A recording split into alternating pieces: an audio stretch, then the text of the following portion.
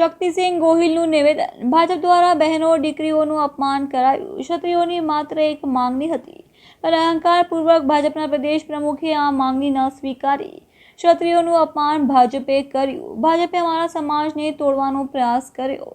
શક્તિસિંહ ગોહિલે વડાપ્રધાન નરેન્દ્ર મોદીના વિડીયો સાથે ગંભીર આક્ષેપો કર્યા। રાહુલ ગાંધીના નિવેદનને લઈને બોલાવવામાં બદલે શક્તિસિંહ ગોહિલે ભાજપ પર જ કર્યો પલટવાર। દેશની સાંસદમાં વડાપ્રધાન મોદીએ જ કહ્યું હતું કે રાજા મહારાજાઓ સાથે અંગ્રેજોની સાંઠગાંઠ હતી। દેશના મહારાજાઓએ આઝાદી પછી પોતાના રાજ્યો વલ્લભભાઈ પટેલ સામે સમર્પિત કર્યો। સૌથી પહેલા કૃષ્ણકુમાર સિંહજીને મહારાજે પોતાનું રાજ્ય સૌથી પહેલા આપ્યું હતું। ત્યારબાદ કોંગ્રેસ તેમનું સન્માન કરીને મદ્રાસના ગવર્નર બનાવ્યા। હવે જ્યારે ભાજપ વિરુદ્ધ આક્રોશ ફૂટ્યો છે, ત્યારે ભાજપ જૂઠાણા ન ચલાવે। સદંતર જુઠ્ઠાણાઓ અને બેકફૂટ પર આવ્યા પછી, આ દેશની બહેનો દીકરીઓનું સદંતર અપમાન કર્યા પછી, ધમકાવી ડરાવી રાજપૂતોમાં ભાગલા પડાવીને જીતી જ લઈશું આવો અહંકાર રાખ્યો, નહીં તો બહેનો દીકરીઓનું અપમાન કર્યા પછી સમાજની માંગણી શું હતી?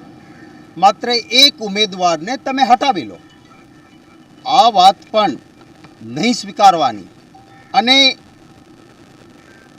અહંકારથી આ જ રહેશે। અને એમાં સૌથી વધારે રોલ કોઈનો રહ્યો તો ભાજપના પ્રદેશ પ્રમુખનો રહ્યો, ધમકાવાના સમાજને। અને હવે કોઈ કન્ટેસ્ટ વગર જે વાત ન થઈ હોય એવી વાતોને વિકૃત રીતે રજૂ કરવાનો પ્રયત્ન કરે છે, પણ સમાજ ભોળો જરૂર છે, સમાજ મૂર્ખ નથી। આ એ જ કોંગ્રેસ પાર્ટી છે જેનામાં એકતા કરવાની વાત હતી। અંગ્રેજો તો ઈચ્છતા હતા કે દેશના નાના નાના ટુકડા થાય।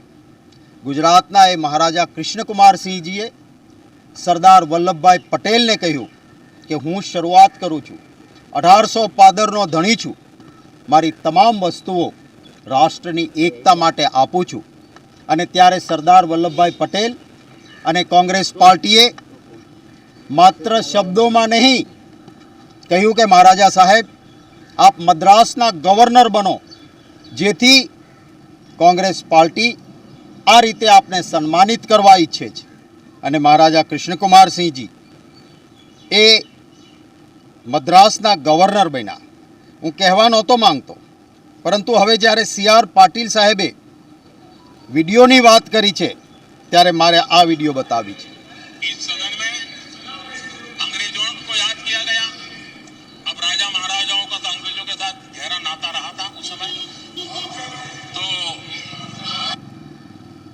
દેશના વડાપ્રધાનશ્રીએ દેશની સંસદમાં રાજા મહારાજાઓનું અપમાન કર્યું, એમણે આ કહ્યું। અને આ વિડીયો સહેજ પણ મેં તોડછાડ કરીને ખોટી રીતે બનાવી હોય તો મને જેલમાં મોકલીને મારી સામે સજા કરો, જે થાય હું ભોગવીશ। આ વિડીયો સંપૂર્ણ સાચી કે દેશના વડાપ્રધાન દેશની સંસદમાં એમ કહે કે જે અંગ્રેજો આપણા દેશને લૂંટતા હતા એ અંગ્રેજો સાથે राजा महाराजाओं को तो बहुत गहरा संबंध था। હતું ક્યારે એવું? દેશની આઝાદીમાં મહાત્મા ગાંધીજીએ લડત ઉઠાવી તો આ દેશના રાજા મહારાજાઓએ, આમ આદમી, બધા જ દેશવાસીઓએ જાત નાત ધર્મ ભૂલીને એક સાથે અંગ્રેજો સામે લડાઈ લડી હતી। તમામ એક થયા હતા।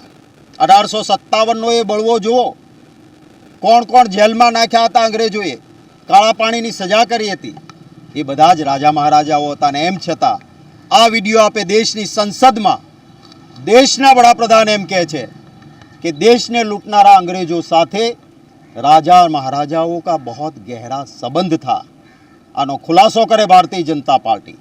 પહેલાં અમારા સમાજને તોડવાનો પ્રયત્ન કર્યો, પરંતુ હું ગુજરાતની જનતાને નમન કરીશ, બહેનો દીકરીઓને નમન કરીશ કે આ બહેનો દીકરીઓએ કીધું કે રાજા મહારાજા કોઈ એક જાતિના નહોતા, રાજપૂતો બહુ હતા। તો સાથે ઓબીસી સમાજમાં આવતા ભાઈઓ હોય, બ્રહ્મ સમાજના પણ રજવાડા હતા, પાટીદારોના પટ્ટા હતા, એમના પણ રજવાડાઓ હતા। અને સાથોસાથ જે કાઠી દરબારો હોય, કારડિયા રાજપૂત ભાઈઓનો સમાજ હોય, નાડોદા રાજપૂત ભાઈઓનો સમાજ હોય, આહિરના રજવાડા, ક્યાંક ભીલ અને આદિવાસી રાજાઓ પણ હતા। આમાંથી કોઈએ રોટી બેટીનો વ્યવહાર નહોતો કર્યો। અને જે રીતે આ વડાપ્રધાનશ્રીની પણ વિડીયો છે કોઈએ પણ અંગ્રેજો સાથે ગહેરા નાતા કોઈ સંબંધો નહોતા રાખ્યા અને હવે ભારતીય જનતા પાર્ટીને ગામે ગામ વિરોધનો સામનો કરવો પડે છે તમામ જ્ઞાતિનો, ત્યારે હવે ખોટી વાત રાહુલ ગાંધીજીના નામે કરવા નીકળ્યા છે એ સફળ નહીં થાય.